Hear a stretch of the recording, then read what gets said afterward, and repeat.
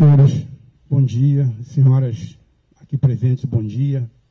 Os conselheiros da Comissão Nacional da Verdade, as vítimas aqui presentes, os torturados, senhores jornalistas, meu cordial bom dia a todos e a todas.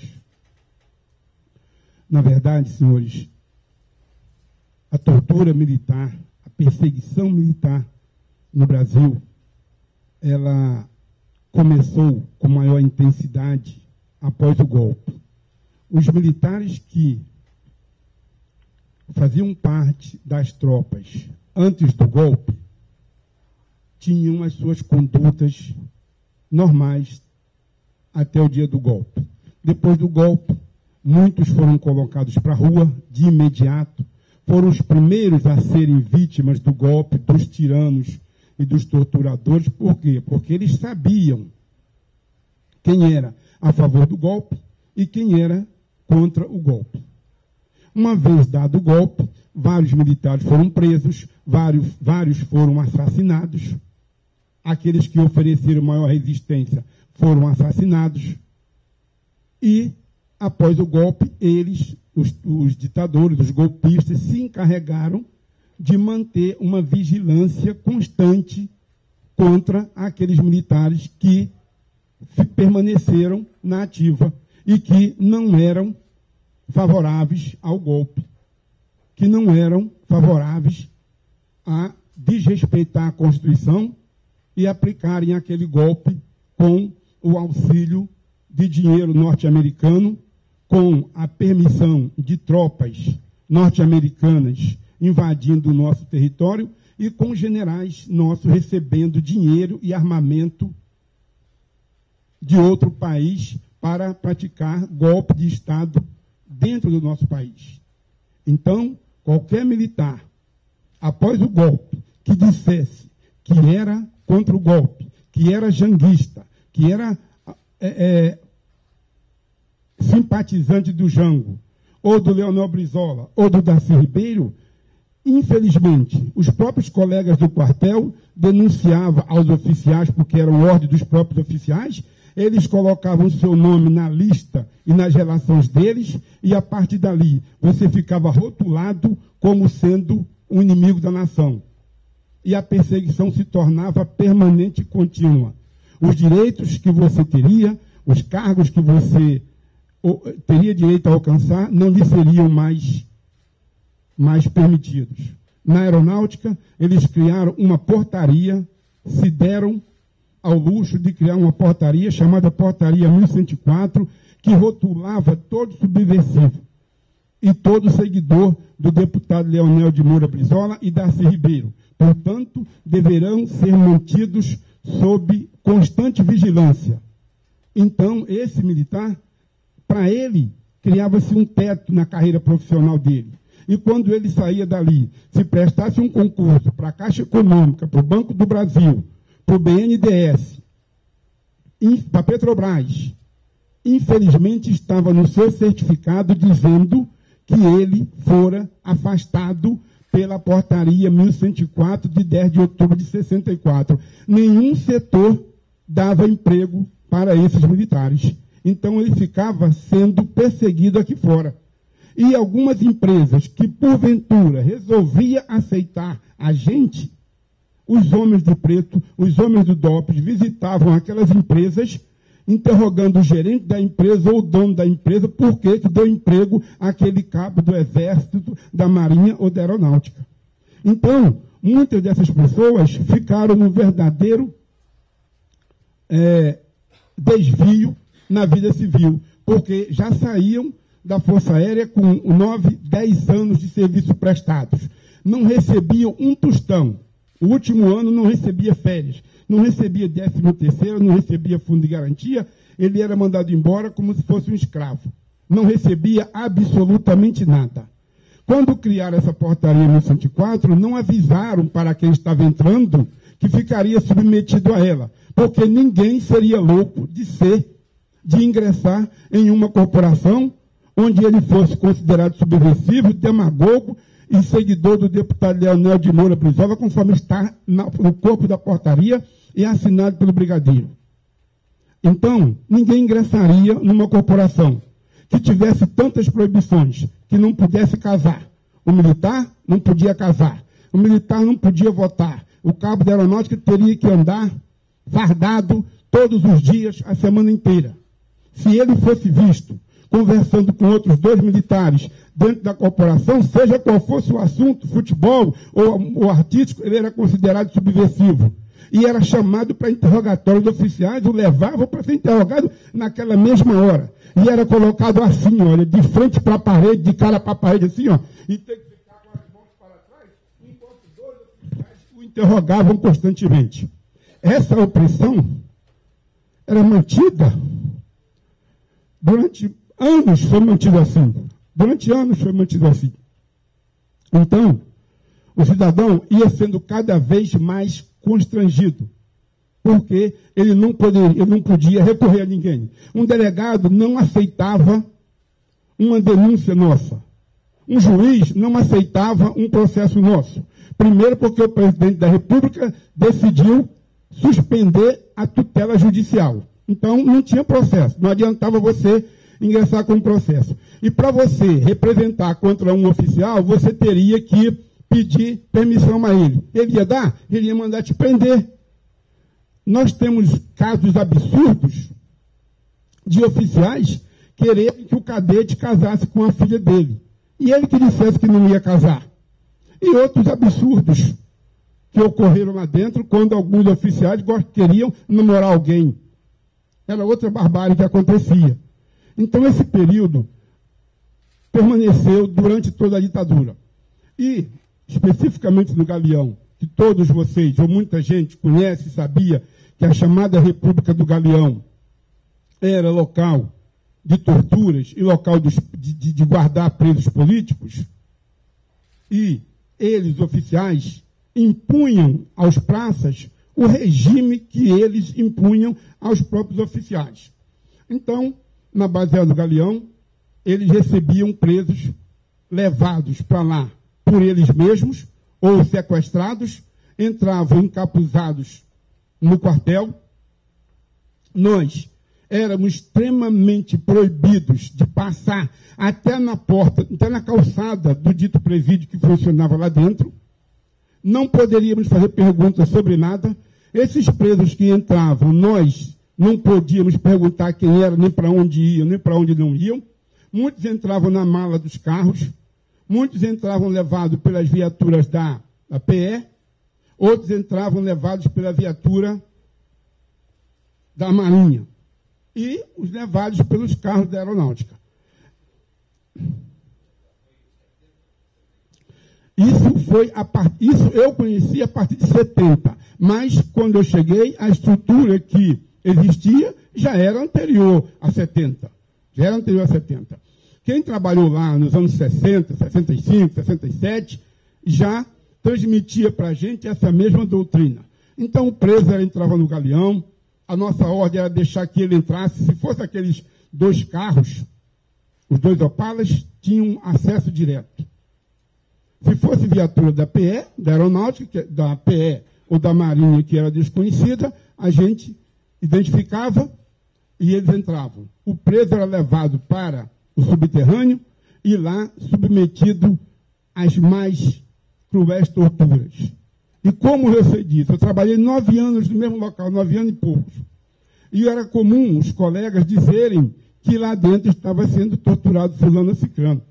A mesma coisa foi quando eu estava entrando na enfermaria e vi um jovem ser tirado de uma viatura, encapuzado e levado para a mesa do dentista. Foi sentaram ele na mesa da cadeira do dentista, do doutor Luiz. Tiraram o capuz dele, ele estava apavorado, alucinado, com o rosto todo roxo, preto. Ele era branco e o rosto preto. Então, me tiraram dali e me colocaram em outra parte lá. Depois, levaram esse cidadão para o presídio e, naquela noite ou na noite seguinte, não lembro bem o dia exato, eles disseram que a chapa estava quente, porque a tortura estava acontecendo. E a gente via os oficiais entrar, Brigadeiro Burnier e outros coronéis que entravam para praticar as torturas lá dentro. Os oficiais. E aí, quando foi lá por volta de 1 ou 2 horas da manhã, pediram por telefone que nós dessemos acesso a uma ambulância que vinha do hospital logo ali do lado. Pedimos que pedíssemos a ambulância. A ambulância foi pedida. Quando a ambulância entrou e quando a ambulância saiu, 20 minutos, meia hora depois, foi dito que nada mais podiam fazer pelo preso. No dia seguinte, nós ficamos sabendo que tratava-se do Stuart Edgard Angel. É verdade que eu não vi o corpo no dia, mas esse acontecimento ocorreu lá dentro, no dia. Todos os colegas falavam que foi um assassinato do Stuart Edgard Angel que não suportou respirar as toxinas emitidas pelo cano de escapamento do jipe do oficial de dia, que foi para lá para que eles colocassem a boca do rapaz no cano de escapamento. Então, essas coisas denigriam os militares. E considerando que se nós falássemos algumas coisas, muitas das vezes eles nos pressionavam, nos prendiam e muitos até eram internados no Hospital da Aeronáutica, na psiquiatria, internado no Hospital do Exército, chamado PNP, lá em Benfica, pavilhão neuropsiquiátrico, uma coisa assim, e lá eram aplicados, medicados com drogas permanentes para que depois o militar fosse colocado para a rua, como colocaram vários, submetidos a esses tratamentos, e outros eram levados para o hospital de Correias. Em Correias tinha um manicômio, que alguns militares eram levados para lá, e lá ficavam internados, trancafiados sob grades. Não tinha como sair. Era grade, era uma prisão. Ia para lá levado, muitas das vezes, sem o conhecimento do pai. Quando eu vi o Stuart Edgard Angel no estado que estava, eu acabei cometendo a infelicidade de dizer para o cabo Argolo que aquilo era uma covardia que eles estavam fazendo com ele. Acabei fazendo isso, uma covardia. Porque o comentário na tropa era que estavam torturando ele. E aí me perguntaram, covardia por quê? Eu falei, rapaz, 3, 4 camaradas batendo num só, um homem já preso, doente. Resumindo, eu mal acabei de falar isso, fui levado para o interior da guarda, levei uma sessão de tortura, recebi uma sessão de tortura praticada pelo cabo Argolo, pelo tenente Amaral e pelo soldado Amorim. Dias depois, fui internado com hemorragia na região do tórax. Fiquei internado, fui operado por hemorragia, estava internado na cama. O tenente Amaral foi lá me tirar para me levar para torturar de novo no esquadrão. Então, saí, depois da alta que tive, depois que tive alta, fui embora para minha casa. Cheguei na minha casa, doente, ferido, operado, porque eu sofri operação, e logo depois recebi na minha casa a obrigação de voltar para a minha unidade. Eu sangrando, o tenente Amaral me submeteu a vários esforços, eu sentia o sangue descendo pela perna e não poder tomar uma atitude. Senti o sangue descendo pela perna e não poder reclamar. Daí aquele dia eu fui embora para casa, querendo procurar alguém que eu pudesse denunciar. Mas denunciar quem? Se meu próprio chefe fazia aquelas covardias com a gente. Não foi só comigo, houve outros militares também que sofreram isso. A perseguição dentro da caserna para os militares que não foram embora no ato do golpe foram terríveis. Por quê? Porque não se tinha direito a nada. Essas torturas psicológicas, das internações compulsórias, indeterminadas, aconteciam por muitas vezes. E outra coisa, certa vez, a revista nos armários. você tinha o armário. Eles pegavam e mandavam você fazer uma missão fora. Vai resolver tal assunto. Mandaram eu vir ao ministério aqui, eu pensando que era uma missão comum. Eles abriram meus armários, revistaram tudo. Não foi uma vez só, foram inúmeras vezes. Revistavam, dizendo que era para procurar arma nos nossos armários. Nós não tínhamos armas. Então, revistaram várias vezes meus armários, revistavam nossos livros, revistavam nossas revistas. Se você tivesse com um livro, lendo durante o expediente, na tua sessão, na hora do almoço, um oficial chegava perto de você, deixa eu ver isso aqui. Tomava da tua mão o livro, folheava, para ver. Se fosse o Jornal do Brasil, você era preso, porque você não podia ler o Jornal do Brasil. Se fosse um livro, qualquer uma das vezes, eu quase fui preso porque estava lendo um livro do pastor Norman Vicente Pio, que muita gente deve conhecer aí.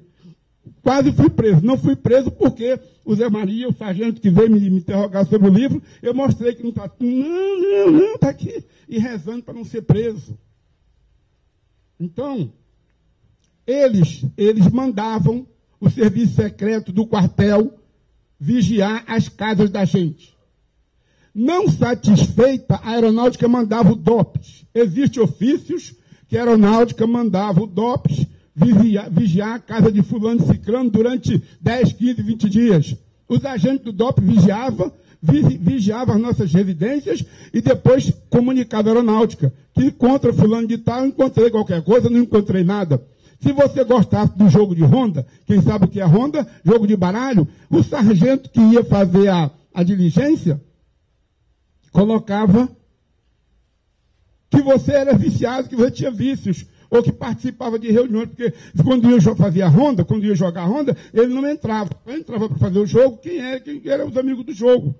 Então, ele que vinha seguindo alguém, via você entrar numa casa e a porta fechar, depois ficava dizendo que você participava de reuniões secretas. E aí o que acontecia? O chefe dele recebia aquele relatório, na semana seguinte, no mês seguinte, mandava outro, e o outro, para voltar com um serviço satisfatório, aumentava a denúncia. Se você tivesse um amante, eles colocavam que você tinha amante, que você era casado, mas tinha um amante, tinha uma vida extraconjugal. E para eles isso era ruim. Eles te perseguiam por isso. Se você fosse homossexual, ou problema teu, eles colocavam na ficha. E a perseguição continuava. E se você fosse homossexual no quartel, a perseguição era terrível.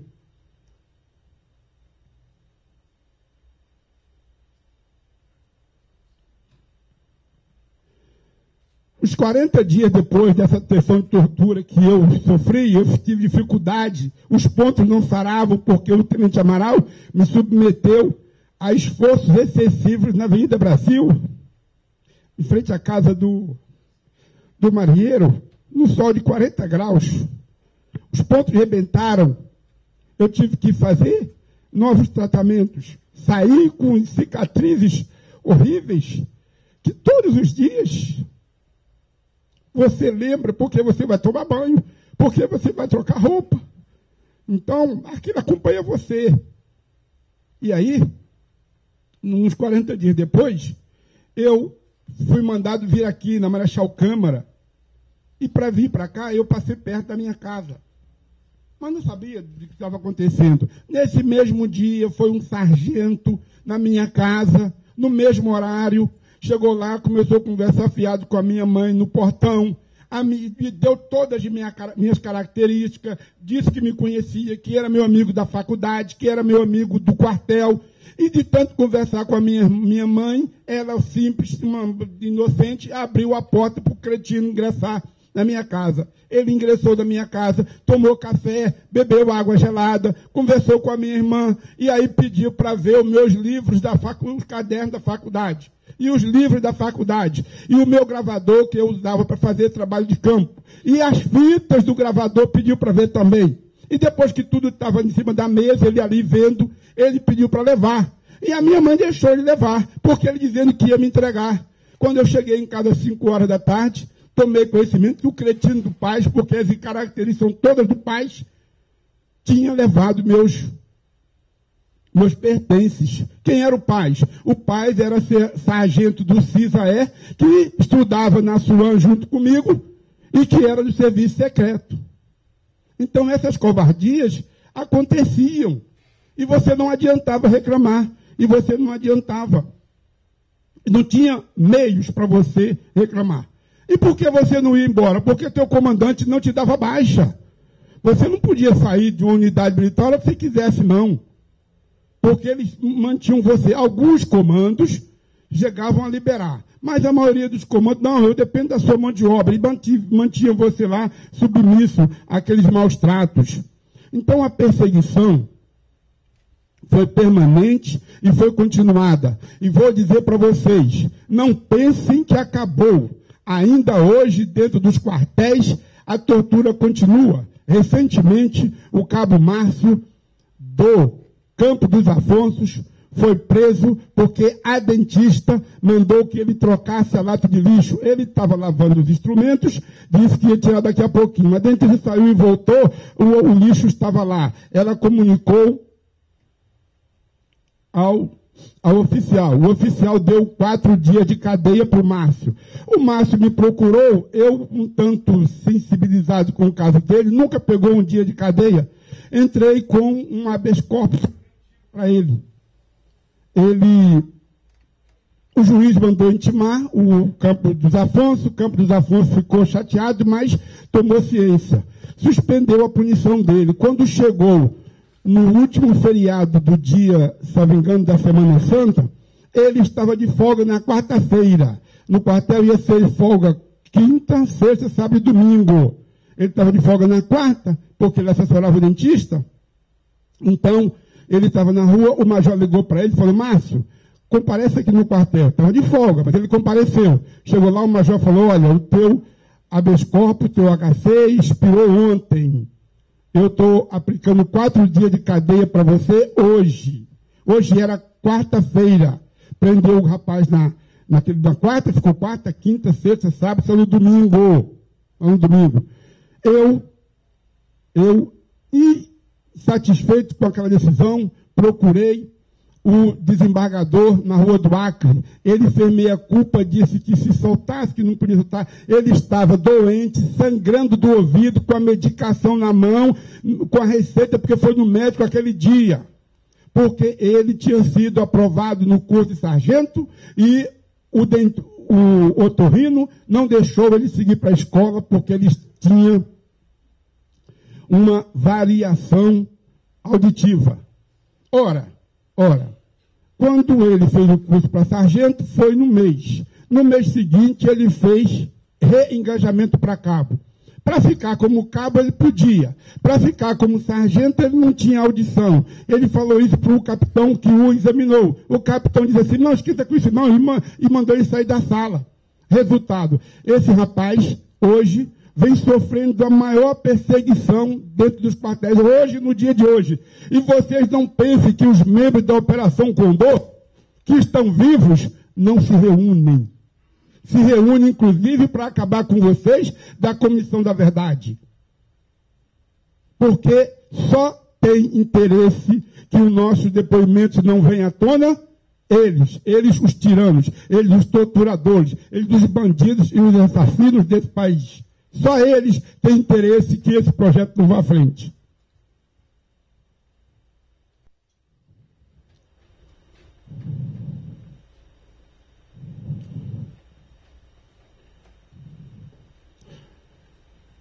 O preso entrava no galeão por aqui, ó.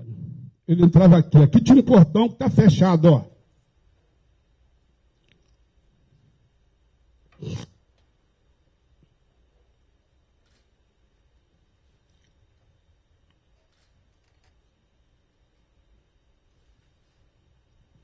Esse portão aqui, ó, está fechado hoje. Era a antiga entrada da base aérea do Galeão, ó.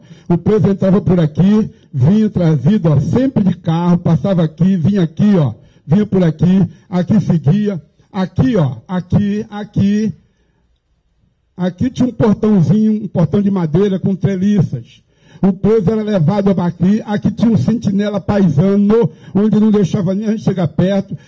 O preso era levado para cá, aqui tinha uma meia água e a descida para o subterrâneo do presídio, onde inúmeros presos ficaram lá. Inclusive os presos do Hércules 56 foram trazidos para cá. E acredita-se que até hoje esse presídio esteja apenas gramado, apenas coberto, porque a entrada que era aqui, hoje, para disfarçar, eles criaram o parque do Mickey lá, fizeram um parque de Mickey. Mas ninguém vai se divertir em terras tão ensanguentadas como é aquela. Deixa eu ver, por favor.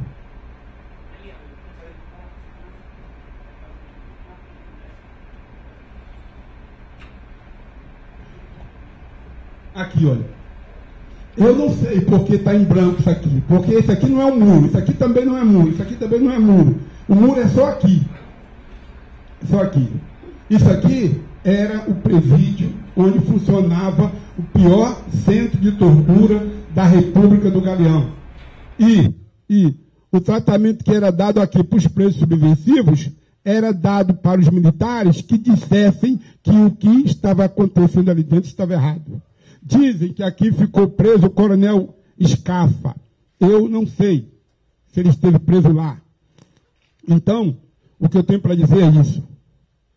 Infelizmente, a guerra, senhores, pasmem, mas a Segunda Guerra Mundial começou em 1935, não foi? Terminou em 1935, começou? Perdão, começou em 1939, acabou em 1945, não foi isso? 6 anos. As vítimas da Segunda Guerra Mundial foram indenizadas. Os judeus que perderam seus patrimônios foram indenizados. Se ainda falta algum, não sei, mas muitos foram indenizados e a guerra acabou. No Brasil, a ditadura, que a gente diz que acabou em 88, permanece até os dias de hoje. Por que essa sala está vazia de militares que foram colocados para fora do golpe, colocados para fora das tropas depois do golpe, não está cheia? Porque eles têm medo. Muitos deles têm medos. A Associação dos Cabos da FAB foi invadida. Todos os documentos apreendidos, as cadeiras, os armários, as mesas vazias foram levadas. O presidente da Associação dos Cabos da FAB foi preso incomunicável durante meses. Alguns diretores presos incomunicável durante meses. Eu duvido que qualquer um de vocês vá à casa deles, no subúrbio do Rio, e diga que quer falar sobre a ACAFAB. A mãe, a mulher, os filhos têm medo de tocar nesse assunto. Têm medo de falar qualquer coisa, dizendo que podem sofrer represálias. E essa é a verdade. Era isso que eu tenho que dizer para os senhores. Se tiver alguma pergunta, eu atendo. Obrigado.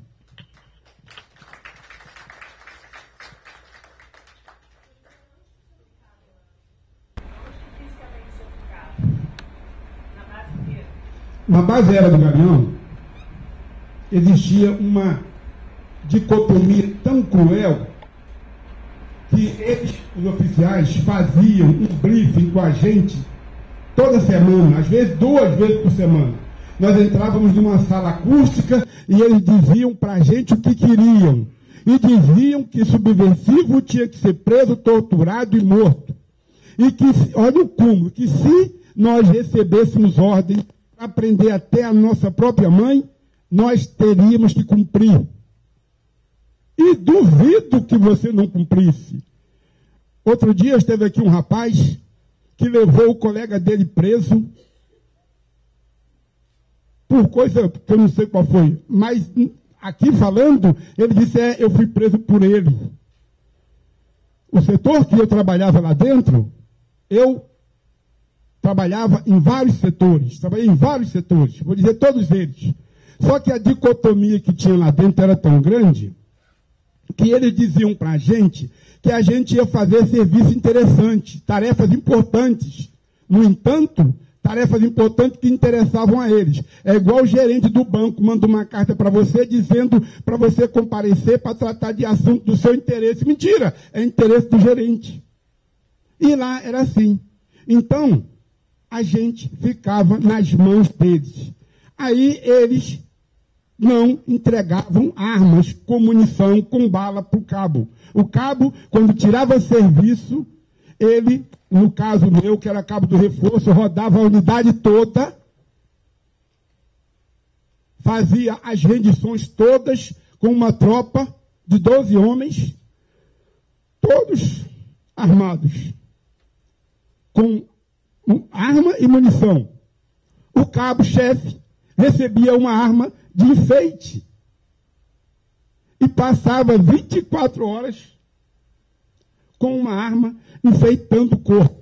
Por quê? Porque ele não recebia munição, porque os oficiais diziam que eles, os cabos, podiam se rebelar, e porque os cabos eram subversivos, porque os cabos eram seguidores do deputado Leonel de Moura Brizola, porque os cabos eram seguidores do Darcy Ribeiro, porque os cabos faziam reuniões, e por isso os cabos não podiam usar munição nas armas. Então, imagine 2 horas da manhã, você sair de um alojamento. Aqui em frente tem um alojamento aqui, ó. Você saía do alojamento com 12 homens, vinha fazendo as rendições, passava em frente ao presídio. Então, pronto. Saía daqui, ó. Saía daqui com 12 homens. Pronto, saía daqui, passava aqui, deixava um homem aqui, vinha embora, passava em frente ao presídio, saía, vinha aqui, ó, deixava um homem aqui, vinha por aqui, deixava outro homem aqui, ó, aqui, deixava outro homem aqui, deixava outro aqui. Eram 12 homens distribuídos. Primeiramente, eu trabalhei aqui. Meu alojamento era aqui. Saía daqui, vinha para cá, vinha trabalhar aqui, ó, no portão da guarda. No portão da guarda aqui. Aqui, ó, vinha para aqui. Depois daqui, trabalhei vários anos aqui. Depois fui trabalhar num prédio que tem por aqui, ó, que supõe ser esse aqui. Depois vim trabalhar aqui. Depois, a última vez, fiquei internado no hospital que derrubaram, que era aqui, um antigo hospital da Aeronáutica do Galeão. Respondi a sua pergunta?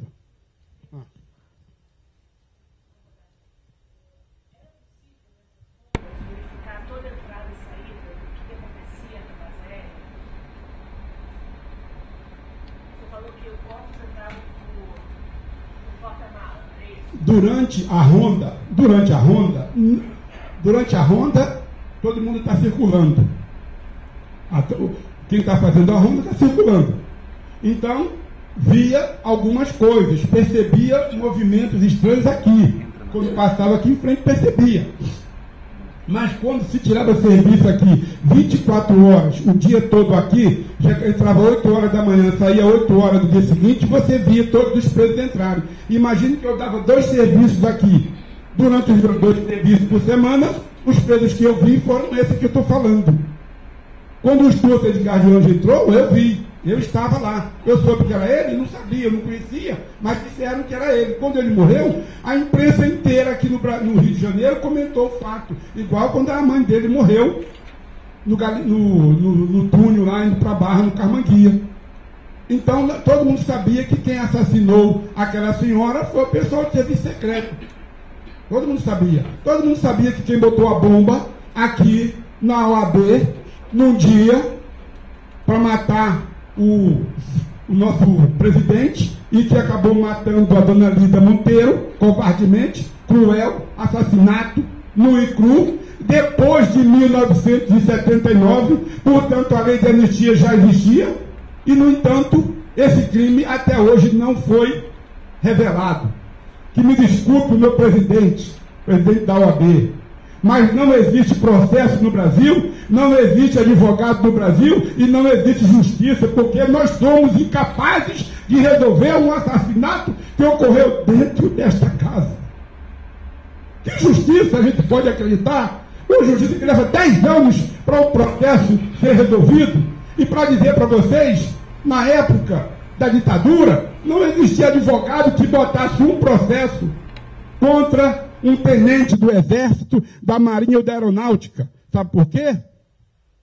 Porque se a empregada doméstica fosse mandada embora e fizesse uma ação trabalhista contra um oficial, o juiz que fosse o presidente desse processo, ele ou julgava improcedente, ou extinguia o processo, ou ele recebia a visita de 2 ou 3 homens de preto no gabinete dele para intimidá-lo, e não foi somente um que aconteceu isso.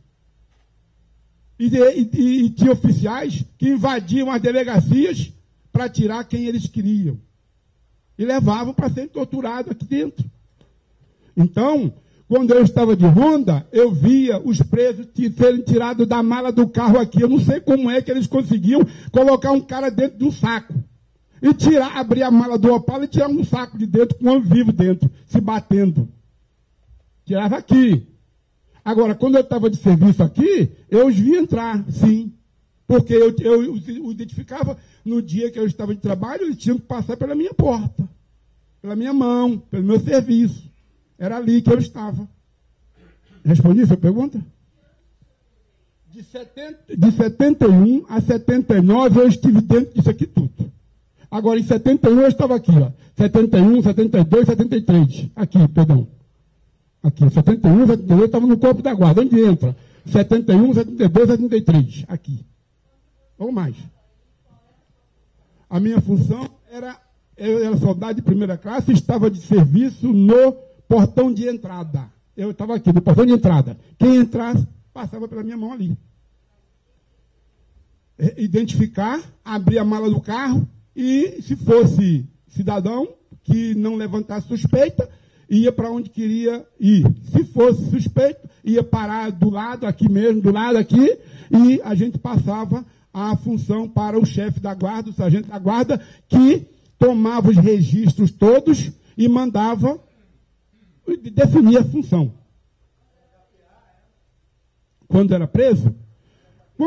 Quando entrava, eu respondo você, quando entrava preso aqui, quando entravam os presos trazidos nos Opalas, nós éramos instruídos a não abrir aquelas malas. Nós éramos instruídos a não pedir documento daqueles 2 carros, do Opala bege e do Opala cinza. Nós éramos instruídos a deixar entrar direto. Às vezes, acontecia do soldado que está aqui no começo não identificar o Opala. Aí o que o cara fazia? Abria a caixa de sessão do cinza na cara da gente e a gente deixava entrar.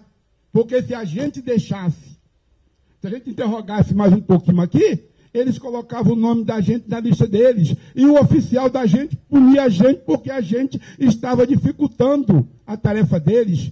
O pessoal do CISA era mais que Deus da aeronáutica. O sargento do CISA era mais que Deus.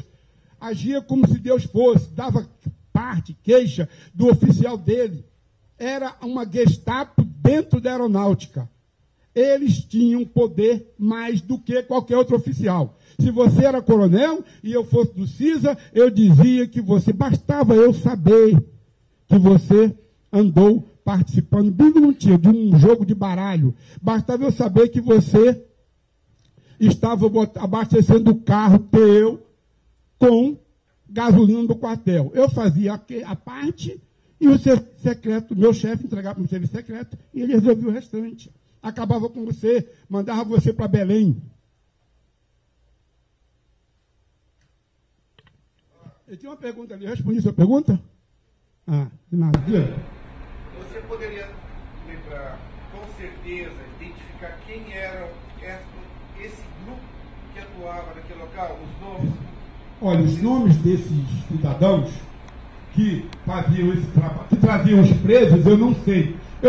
Na ocasião, vários me foram ditos, mas é só o nome de guerra. Agora eu não lembro mais, não vem à cabeça todos. Você tinha um tal de Pereira, mas eu não lembro. Mas um colega nosso trouxe para cá a relação dos comandantes da época, daqui, né, de 2 anos ou 3 anos mudava. Os comandantes estão ali, os comandantes sabem quem era que entrava aqui, ó. Quem entrava aqui, quem vinha para cá, quem vinha para aqui, os comandantes sabem. Todos os comandantes dessa base foram entregues aos senhores. Eles sabem quem entrou ali, porque todo mundo que entrava era registrado no livro. Existia um livro da guarda aqui dentro. O livro da guarda registrava todo mundo. Fulano de tal, vulgo ciclano de tal, vindo do Polov, vindo do MR8, seja lá de onde viesse, seja lá de onde tivesse vindo, ele entrava aqui e ficava registrado, não tem nada queimado. Funcionário público não queima documento público. E eu digo a você porque é verdade. Eu conheço colegas que foram procurar seus documentos e disseram que estava perdido.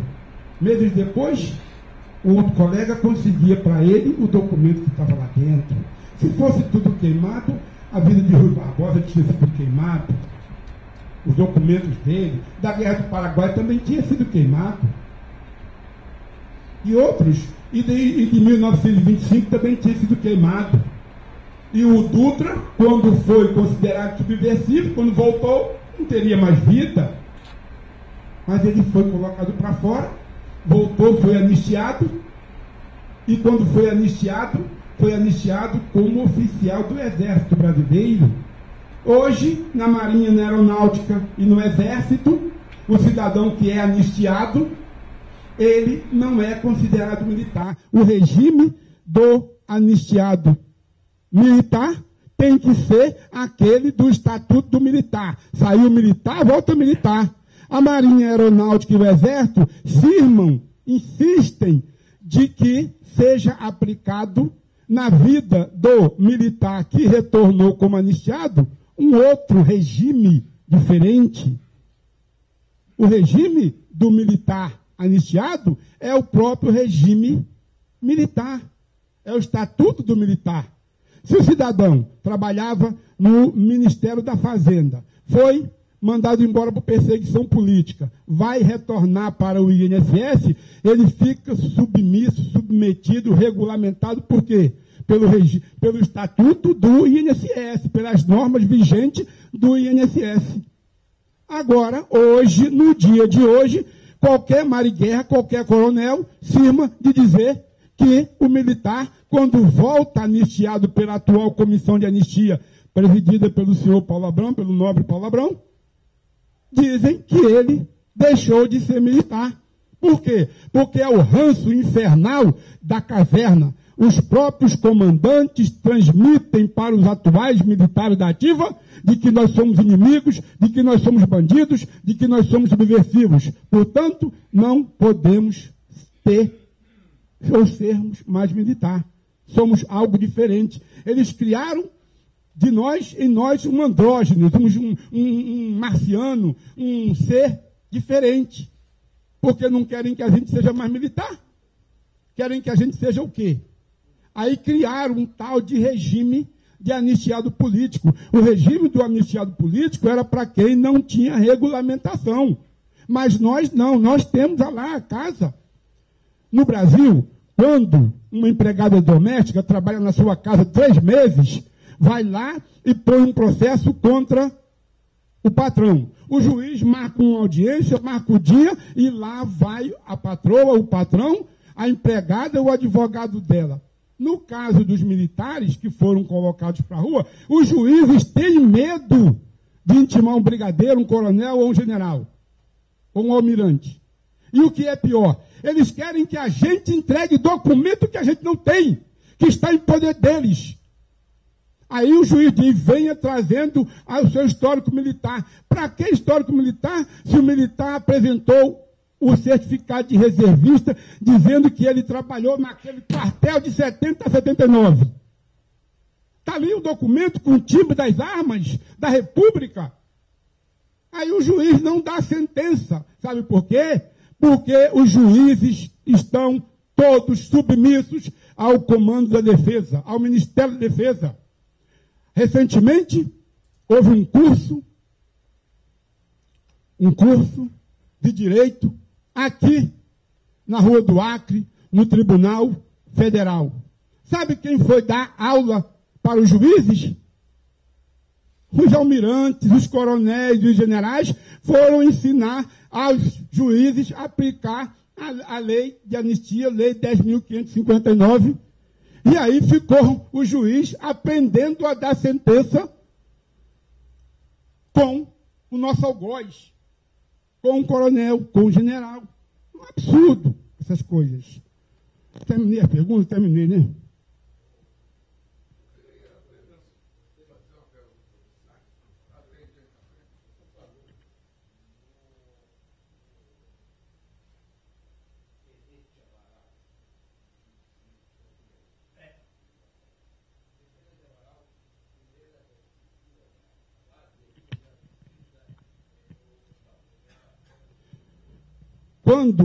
quando ele me torturou, eu não tinha conhecimento de que ele era do CISA. Não tinha. E era raro você saber. Você tinha dificuldade, porque eu trabalho todo dia com você no quartel. Você era chamado aqui, era cooptado para ir para o CISA, você entrava no CISA com ordem de não dizer para ninguém. Eu trabalho contigo dia a dia, não sei se é do CISA. Agora, eu me admiro um oficial saber que está havendo tortura no quartel dele e ele participa da tortura. Entendeu? E não deixar você procurar nem sequer o hospital. Eu estava internado, lembro até hoje, ele em pé do lado da minha cama, do lado direito, querendo me tirar da cama para voltar para o esquadrão. Então, era isso. O que mais? E o soldado Amorim? Foi. Em 73. Não, isso aconteceu em 71 a primeira vez. Em 71. Depois, eu continuei trabalhando no mesmo setor. Ainda em 73, aconteceu a mesma coisa. Foram duas vezes. A primeira vez em 71, quando me causou esse sangramento. Porque eu fui falar da covardia que estava sendo feito com o rapaz que estava sendo torturado, que eu não sabia quem era. E não foi só um que foi torturado lá, não. Teve muitos outros. Esse caso do Stuart foi um caso, que depois nós ficamos sabendo que ele tinha sido assassinado lá no dia. E foi por conta de eu falar isso com o Argol que ele me submeteu à tortura. E lá no Galeão, era simples, um oficial torturava várias vezes, vários elementos, mais de uma vez. Não houve um só, não.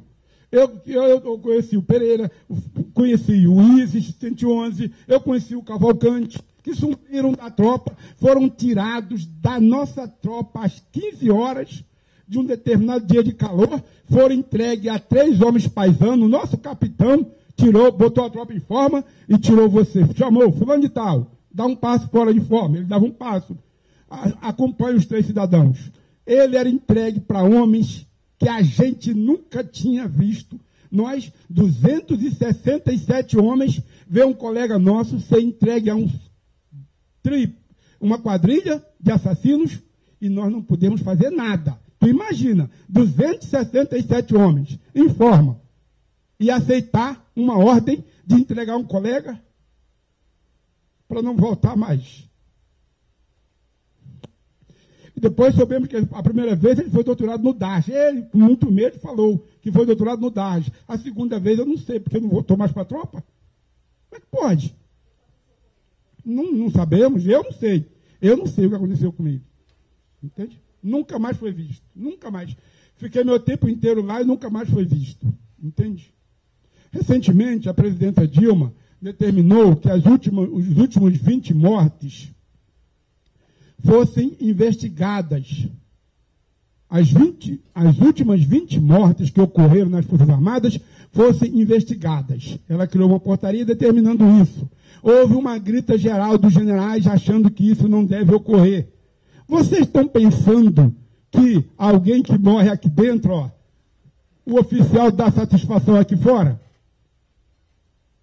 Aqui eles mandam emitir o óbito e acabou. E continua assim até hoje. Eles agem como se Deus fosse. Estão acima do bem e do mal.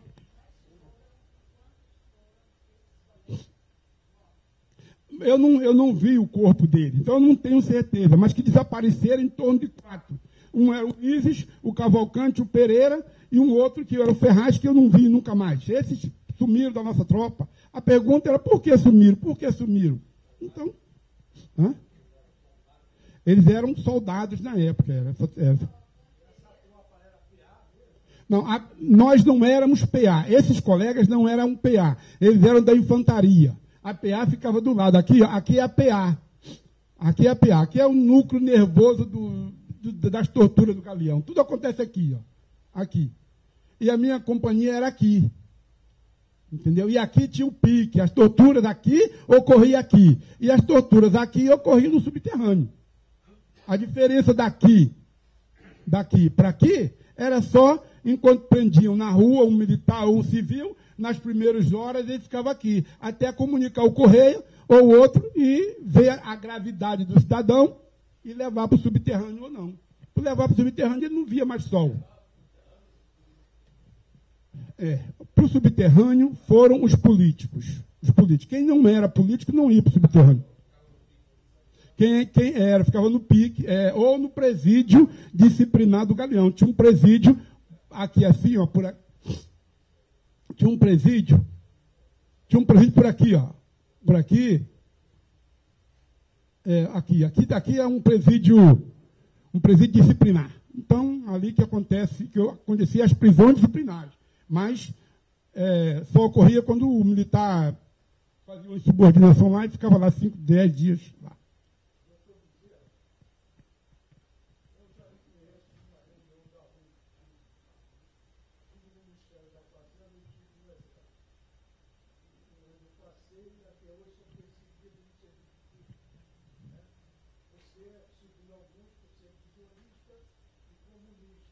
Certo.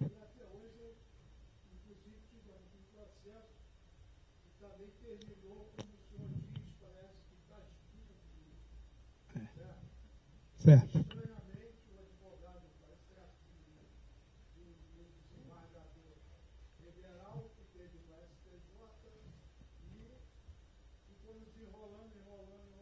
Morreu em nada.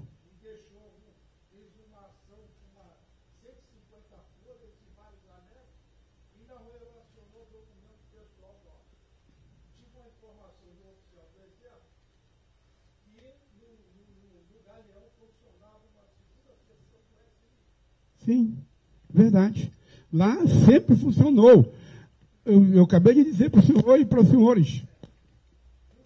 Nós fomos substituídos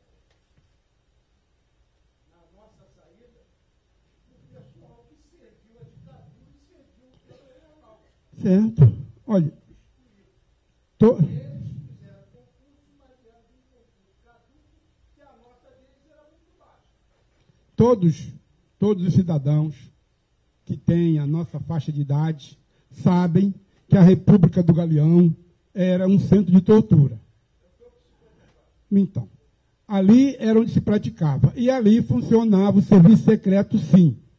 Além do que funcionava aqui no QG3, aqui no prédio do Aeroporto Santos Dumont, que também funcionava aqui na Marechal Câmara do outro lado. Eu vi, às vezes vim aqui e vi presos virem aqui. Inclusive aqui funcionou uma auditoria também. Então, o serviço secreto da Aeronáutica fazia a guarda dos presos aqui. Era o depósito de presos do Galeão, chamado depósito de presos políticos do Galeão. Agora, enquanto o preso estava 2 dias, 3 dias sendo interrogado, ficava ou aqui no QG3 ou aqui no Ministério. Isso aconteceu muito. Eu acredito que já disse tudo, não já? Só um segundinho. Sim. Você veja que a DINAM, hoje a DINAM, com a Lei 10.559, apareceram cerca de 3 mil cabos, isso você conhece, que nós já conversamos muito sobre isso, mas eu estou levantando aqui para tudo. E que aquela quantidade de 3 mil cabos era desconhecido por todo mundo. Tinha cabo que saiu da aeronáutica em 1980. Sabe disso? Você está querendo se anistiar do que não fez. E eu sempre perguntei que tinha, entre esses 3 mil cabos, não existia, possivelmente não poderia existir, gente da cultura, sabe? Sempre foi uma interrogação, eu sempre tive. Como é o nome daquele cabo que se uniu ao brigadeiro Rui Moreira Lima para ajudá-lo a levantar toda a documentação do brigadeiro? E eu sei que ele levou muita coisa para cá, eu não me lembro. Você está falando do secretário da DINAM? Do secretário da DINAM? Então, o secretário da DINAM é o Océlio Gomes. É. O Océlio, ele saiu, ele era ligado à CAPAB. Não. A CAFAB foi fechada antes dele entrar para a aeronáutica. Porque eu soube que o Océlio, ele fazia parte do grupo do Burguês, mas administrativamente. E o irmão dele, que era o segundo sargento, eu não descobri o nome todo ainda, era procurador. E o Océlio continua dando cartas ali. E uma das razões do meu desaparecimento da Dinã, que veio da ANIC, que foi fundada inclusive por em 1980, Muito bem. Então, estou falando mentira, eu estou falando verdade. isso que o senhor acabou de dizer é pura verdade. Eu só vou fazer uma perguntinha para os senhores que já acompanham esse movimento há mais tempo. No Brasil, a maior concentração de militares foi no Rio de Janeiro. O Rio de Janeiro sempre possuía o maior efetivo de militares.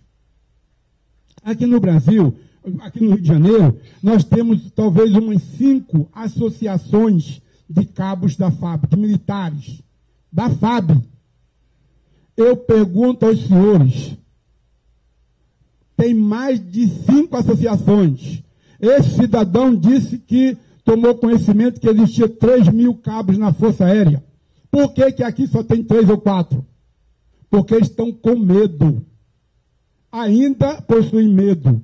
Ainda existe medo. E fica aqui o meu pedido a essa comissão e à doutora Rosa, que, por favor, trabalhem para que este medo seja extirpado. Porque os jovens foram para a rua agora no mês de abril, maio, mas ainda existe o temor muito grande. A ditadura foi muito grande. Eu perguntei em que ano tinha começado a Segunda Guerra Mundial. Os senhores me disseram que foi em 1939 e terminou em 45. A guerra terminou em 45, a Segunda Guerra Mundial. As vítimas já foram indenizadas. No Brasil, as vítimas da ditadura não foram indenizadas. Existe mais de 3.000 cabos, doutor Santa Rosa. Porque na Força Aérea existe um documento que diz: os cabos da Força Aérea são a principal força de trabalho da aeronáutica. Atualmente, existem tantos mil cabos. Quem deu esse documento para a gente foi o brigadeiro Rui Moreira Lima.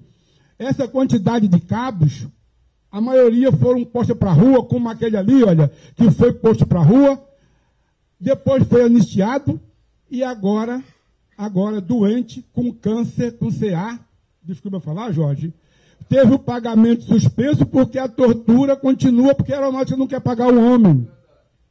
Mas veja bem, Ah, quando eu me digo 3.000 cabos, sim.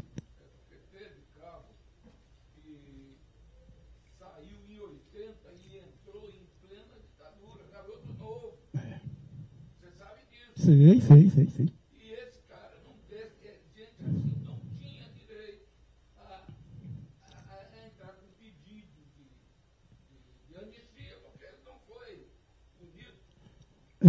Eu só queria pedir ao doutor que, como a... Mas esse não era o meu problema, Vicente. O meu problema é, na minha cabeça, dentro de 3.000 cabos, tinha ou não tinha torturador. Eu vou lhe explicar agora Eu sei que na como... tinha um torturador que torturou com um colega meu de turma, que também torturou na Ilha das Flores, com uma conversinha para você, para cooptar você.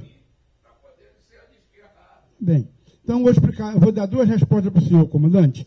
Eu disse que tinha 267 homens e o comandante botou a tropa toda em forma e de lá tirou um para ser entregue a cidadãos civis. 267 tinha na minha turma. Quando eles queriam pegar alguém para o CISA, o chefe daqueles homens ia lá e dizia: olha, nós queremos... Ele botava em forma, botava a tropa toda em forma, e eles passavam aqui do nosso lado, olhando para a gente assim, ó, olhando, quero esse.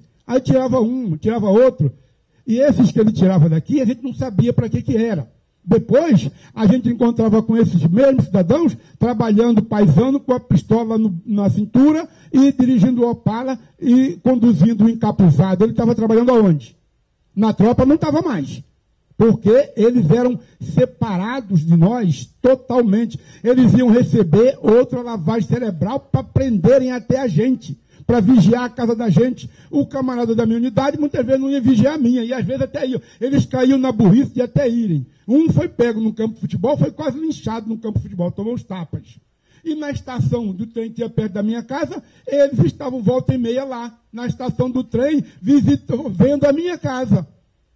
A primeira vez, eu imaginei que eles fossem pegar o trem. Só que o trem passou e os caras não pegaram, porque eu também não peguei. Mas eu não sabia. Então, eles faziam isso. Eu viajei para a Vitória do Espírito Santo. Estava lá uns 15 dias. Recebi um memorando da delegacia local. Eu estava na rua, quando cheguei, estava lá na sala, na rua General Castelo Branco, 750, em Vila Velha. Estava lá um pedido para eu comparecer na delegacia. Eu preocupado, mas achei que não tinha feito nada de errado. Tá bom. Aí no amanhã eu fui à delegacia. Cheguei lá, o delegado sabia tudo de mim. Sabia que eu era universitário, sabia onde eu morava, sabia a minha idade, sabia que eu tinha andado baixo e queria saber o que é que eu estava fazendo no Espírito Santo, em Vila Velha. Eu já estava tão submetido que eu disse de novo tudo para ele. Repeti tudo que ele já sabia. Pegou e me mandou embora. Lá, uns 40 minutos, meia hora. E aí fui embora para casa. Isso em 82. E eu vou dizer um negócio para o senhor, comandante Santa Rosa. Quem entra nas Forças Armadas, entra pela lei de serviço militar, 4.375, que diz, e eles diziam para a gente, faça carreira nas Forças Armadas. Você é soldado, cabo, sargento, suboficial, tenente, vai embora. Os primeiros generais no Brasil não passaram pela escola de oficiais. Os primeiros sargentos eram promovidos através de uma comissão de promoção. Como funcionava? A seguinte, ele é o comandante do quartel, que é promover 3 ou 5 pessoas a sargento. Então, quem é o sargento de máquinas e motores? Quem é a equipe que trabalha com infantaria, com armamento? Então vai ter prova amanhã. Então bota lá os armamentos todos, botam lá os motores todos, botam lá as máquinas, datilografias todas. Datilografia para quem vai ser sargento escrevente. Armamento para quem vai ser sargento de armas. E máquinas e motores para quem vai ser sargento de explosão de mecânica. As promoções eram feitas pela comissão de promoções nomeada pelo comandante do quartel para promover quantos militares desejassem no posto seguinte, porque naquele tempo não tinha como se fazer um concurso a nível nacional. Então você promovia os praças da tua unidade, ele promovia da unidade dele e ele promovia do estado dele. Depois foi unificando. E aí se criou a escola de sargento. Aí todo mundo, para ser sargento, vai para a escola de sargento. Hoje é assim. E também como é o curso de cabo hoje. Todo mundo, para ser promovido a cabo, tem que ir para o curso de cabo. Começou em 73, os primeiros cursos de cabos. Antes era pelo comandante. Oficial, não. Oficial ia para a escola, vinha com a outorga do presidente da República. Mas eu vou responder a pergunta que o senhor me perguntou. Se tem ou não torturador no meio dos cabos, eu fui torturado por um. Eu disse aqui para vocês. Agora, eles terão que ser identificados e punidos pelos crimes que praticaram.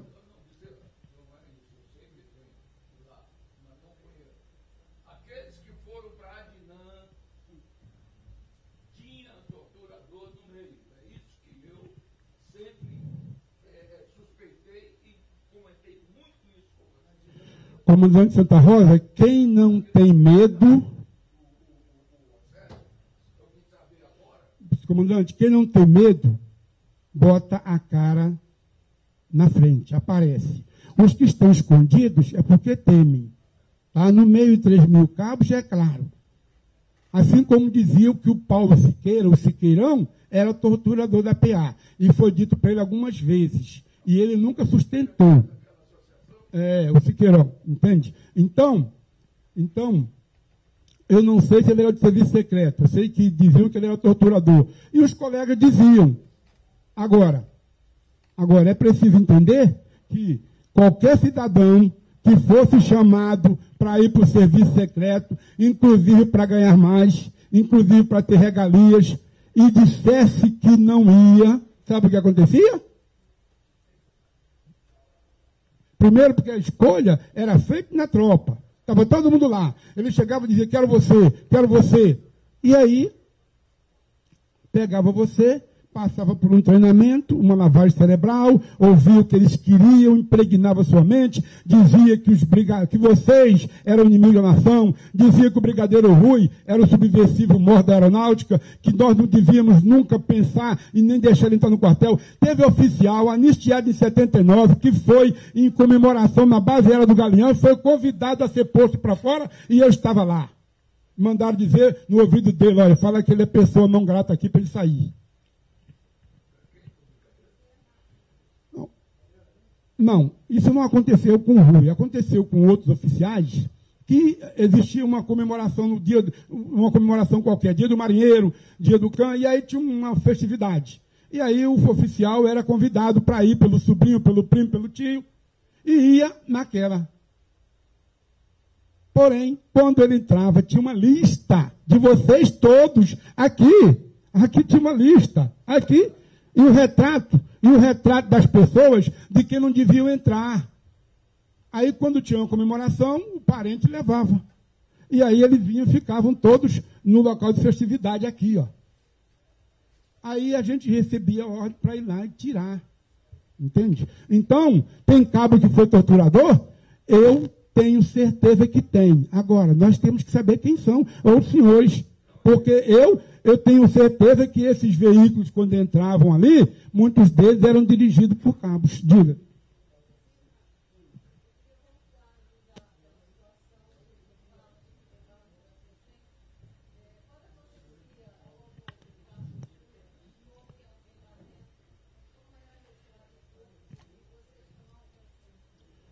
Senhora Denise, quando alguém morria lá na sessão de torturas, quando morria aqui, olha,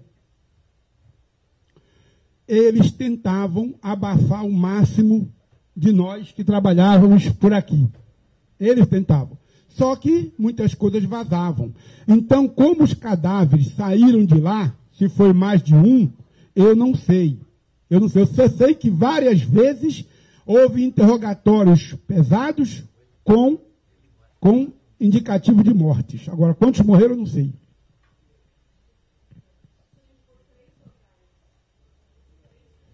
Não, é diferente, é.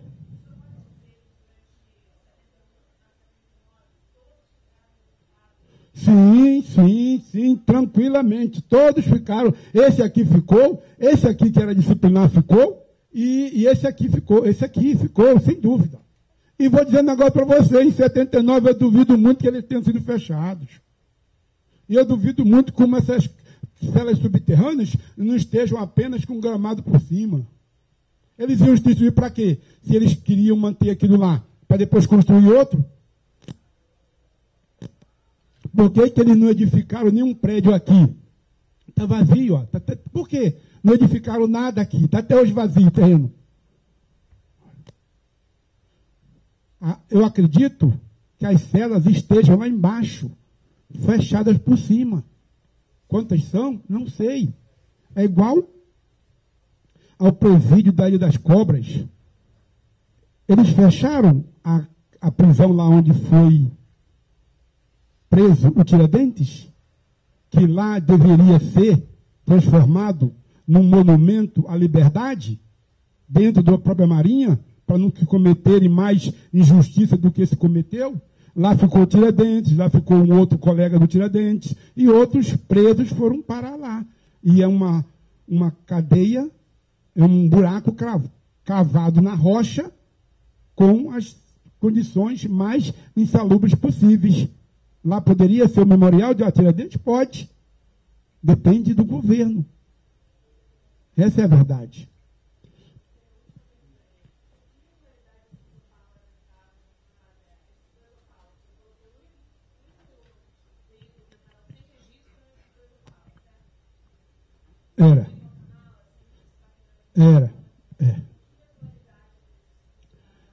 se a investigação tivesse intensa, entrava 3 vezes no dia.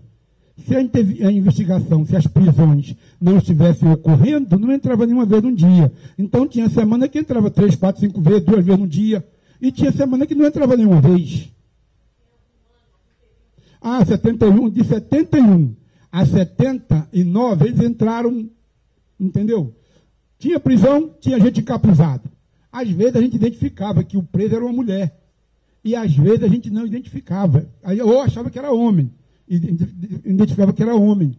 Porque normalmente ele entrava no meio, um militar de um lado, um do outro, e o cidadão no meio com um capuz preto. Sempre foi assim. Não consigo. Faz muitos anos, eu não consigo realmente, entende? Eles têm anotado tudo lá dentro, entende?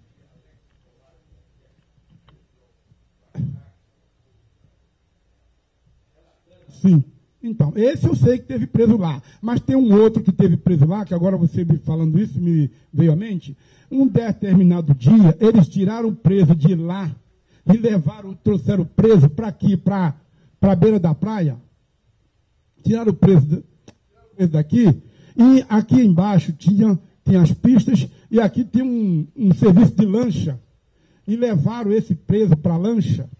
E até onde eu sei, esse preso ficou sendo torturado da seguinte maneira, amarrado, e eles puxando o cidadão pela lancha, com a lancha. Quando chegava no lugar que tinha profundidade, eles diminuíam a velocidade da lancha. O que acontecia? O preso ia para o fundo, entendeu? E assim fizeram inúmeras vezes. Isso, uma das vezes, eles disseram que fizeram lá. Então, para você ver, eles faziam uma coisa abertamente. Ninguém impedia. A polícia não impedia. O policial que se intervisse numa tortura dessa, ele ia ser torturado também, ia ser preso. Então, tem esse caso da lancha, e tem outros casos mais que ocorreram. Foram muitas vezes, mas eu não sei quantas foram, não sei quantas. Eu não tinha nem poder de anotar nada, nem de. Isso ficou na mente o tempo todo. Assim como ficou as torturas que aconteceram. Estamos terminados? Muito obrigado aos senhores. E fica o meu pedido que o presídio da Ilha das Cobras seja um memorial a Tiradentes, porque pelo menos a gente elimina um espaço onde a tortura foi praticada e que, se bobear, volta a praticar novamente. Muito obrigado.